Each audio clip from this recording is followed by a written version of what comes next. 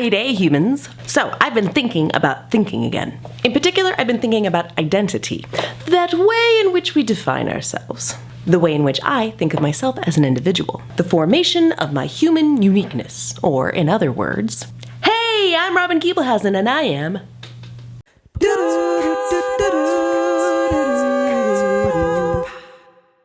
So when you introduce yourself to someone, the next thing you often do is define yourself to that person. There are a multitude of things you could choose to say, but it's usually what's near and dear to your heart. What is the thing that you share the most often? What's the thing that you find comfortable to say in front of others? For me, that's that I'm a teacher, musician, researcher, techie, and nerd.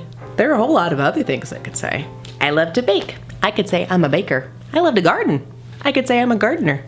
I love organizing, I love yoga, I love Shakespeare, I love wine, I love LaCroix, I love flare pens, I love fancy paper, and I love fiesta wear.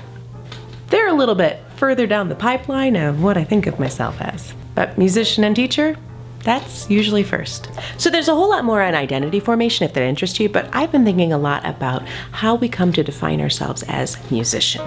If you didn't know, I work with music majors, students who've decided in some part to make music part of their profession. I see them throughout their degree, but the first class I have intensely with students is in their sophomore year, pretty well into their degree. I then will ask the question, do you call yourself a musician?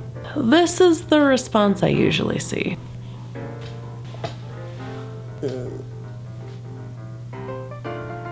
Humans of the world, a musician is a person who makes music.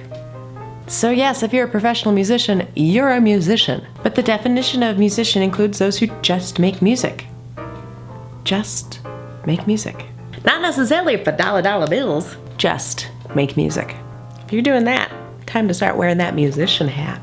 I have my musician hat right here. Wait, maybe that's my dancer hat. One of the things I've seen in this profession is the rejection of the label or even the possibility of being a musician, even though they want to be one. Right after I introduce myself as a musician, I often get this. Oh, that's so lovely. I just love music, but I just can't. I'm not musical. I can't. As I see it, the rejection of the identity of musician happens because of two possible scenarios.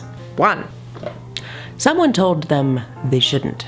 Many times that person was a music teacher. In that scenario, I say shame on that teacher. That's more an indictment of their inability to teach you music than it is of your musicianship. I honestly believe everyone is musical. Every human being is musical and deserves a music education. It's up to us as music teachers to find a way to help each student learn and be the kind of musicians that they want to be. The path may be short or long, but everyone can grow. One of the things I've been messing with to help students feel good in their identity as musicians is calling them that. Musician. Usually we hear teachers address their class as boys and girls, ladies and gentlemen, class, students, you guys. I think I can be more powerful in my address and tell them what I already see in them. Hey, musicians.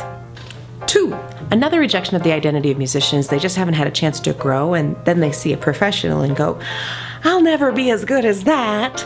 This gets in the way because they think they lack talent. Talent is one of those words I find frustrating. When we toss the word around, it tends to substitute for the phrase genetically predisposed. What it negates is how much a musician works to become who they are. I might have had initially high aptitude or potential to achieve in music, but I never would have accomplished anything in music if I hadn't put a tremendous amount of work and practice into my development as a musician. I've been singing and been sung to since I was very young. I began playing the piano at 6 and practiced about 30 to 60 minutes every day until I was 18. Additionally, I participated in a variety of different musical groups, which required additional rehearsal. Likely around 40 hours by the time I ended in high school. And that doesn't even begin to tally the massive amounts of practice, work, and rehearsal, and all these different things that I did throughout my undergraduate and both graduate degrees. It's not talent that makes you a musician. It's constant practice. It's active engagement. If you're doing, then you are. So why do I care about this? I mean, I work at an institution where the few and the precious have chosen a path to become professional musicians. Why would I care about the wider world owning the identity of musician? A good question. And now we get to the heart of the matter. If you don't music, you can't music. If you don't actively music, I use music as a verb. If you don't actively music, it has less meaning to you. You see less value in it for your world and the world of others. However, if you have music in your life, then you see the value of music. It becomes one of those things you want for everyone. It becomes one of those experiences you can't imagine being without. I don't need everyone in the world to become professional musicians. The world needs all sorts.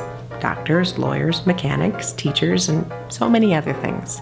But if all of these folks had valuable music experiences and own the identity of musician, maybe we wouldn't need to argue for the value of music in schools. Maybe these non-professional musicians would become school board members. If they had a valuable music experience, then I think it becomes no question of music education in schools.